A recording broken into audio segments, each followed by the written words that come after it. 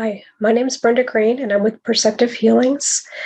This is the series 3 on emotional eating, and what we're doing today is just following up on following the 1 week fasting challenge. So anybody that took part in it from the last call, or you're coming across the videos on a future date, you can do this at any time. You can listen to the series 1, series 2, and then do your own fasting challenge. You can pull in some friends or some family and have them do it with you. So you've got a buddy system going on. It kind of together, it makes it a lot easier to do the fasting instead of just by yourself.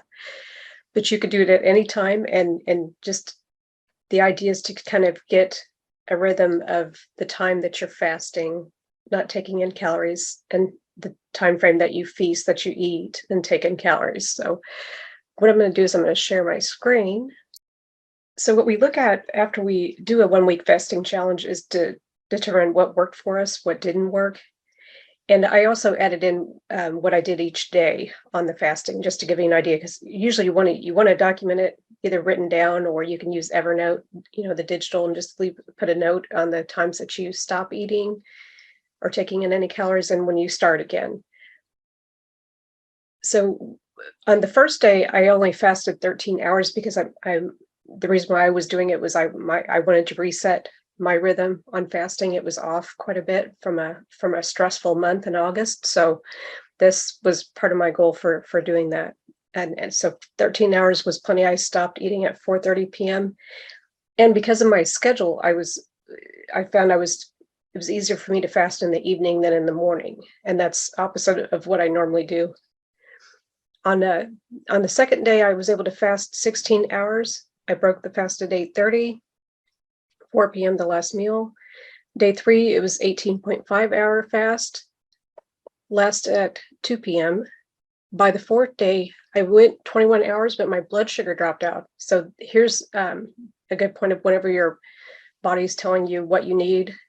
I added a meal, and I finished at 4:30, and I felt better. So I was pushing a little bit harder, and that's why it kind of showed up that way. It would have been easier if I would have kept closer to that 18-hour fast and not increased it. But after that day, I went ahead and I was fasting 20 hours. Technically, it was only 18 hours.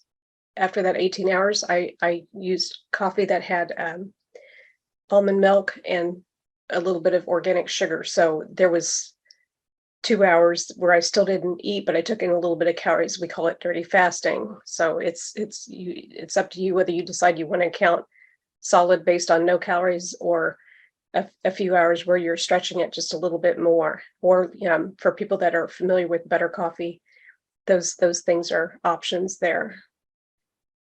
On the 7th day, I backed it up to 16 hours.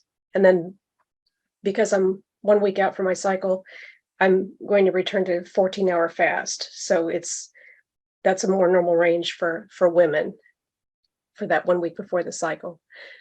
What I found what worked was starting off slow. The 13 hours, I didn't reduce my calorie intake too much. I lost like a pound probably when I was doing that 20-hour fast range, but I pretty much gained it back. I was doing this experiment with eating partially normal like anybody else would, and partially healthy. So it was a little combination. I wanted to kind of see how it would affect you coming into this as newly to fasting.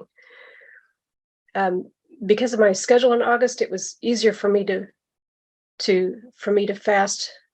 Oh, I think that morning fast, but I was, the morning fasting, because I would get up, didn't eat breakfast. We would leave the house, and that allowed me to have that extra time. So I was sipping hot water, just drinking tea. I think a few mornings I drank tea. I don't have any calories in my tea. I just drink the tea, but hot water, that's the main thing, and regular water. What I found didn't work was during that second time when I tried to do the 20 hours, that's when my blood sugar dropped out. So what that told me is that I didn't take in enough healthy fats during the time that I did eat, and it was a little bit too much of a push too quickly to expanding those hours. So this is why we reflect, because it tells us exactly what, the better structure that works for us when we do this. And the next day I had calories in my coffee to reach that 20-hour fast. So again, that's an option. It's especially when you're first starting out and just trying this out, it's okay to do that. It's not going to hurt anything at all. You're still getting a tremendous benefit. Anything past 14 hours is doing the autophagy, where the cells eat the cells eat the cells that are not good for us, that they're not serving any good purpose. Consider your eating rhythm over the last week or two. Consider your first calories to your last calories, from milk and coffee to the last morsel you eat. And then write down what your eating window is. So the amount of hours that you're going to eat from the start of the day to the end of the day. How hungry do you get before eating? And that's something I noticed too, is I had a lot stronger hunger when I was doing that before. That when I was getting less and less hours fasting, there was less of that hunger that was there. And when you write all that down, the intermittent fasting, which we call IF for short, is the eating in the rhythm that activates your cells to digest and rest. Fasting activates fat metabolism, which ignites cells to scavenge obsolete components. And that's the purpose of the fasting. Fasting is the anti-aging elixir you've been waiting for. Eating every few hours, overeating, eating too late, or eating when emotional disrupts cellular metabolism. So that's why this is part of that emotional eating series, because it's one of the things I tend to do is I will overfeed myself whenever I'm emotional. It's a lot less now since I've been doing the habits since 2018, and that's what makes a huge difference. When you don't eat as often, you have more time. Intermittent fasting is free, simple, convenient, and flexible. It prevents overthinking about food. And when you focus more on the time and less about the food, then over time you'll notice that what to eat becomes more intuitive. And that's something that I teach. That's something that as we go through that and you start to recognize these patterns in yourself, you'll become, that body wisdom is what comes forward for you, and that's what guides you more on your healthy eating choices. You'll find your own way with fasting. Experiment 1 week at a time, and that's why I wanted to read that, because you can come back to this and do this practice at any time that you want to try it out, and whether you do it for a day or you do it for the 7 days, just give it a shot. It's the best way to do it is to put it in action and try it out.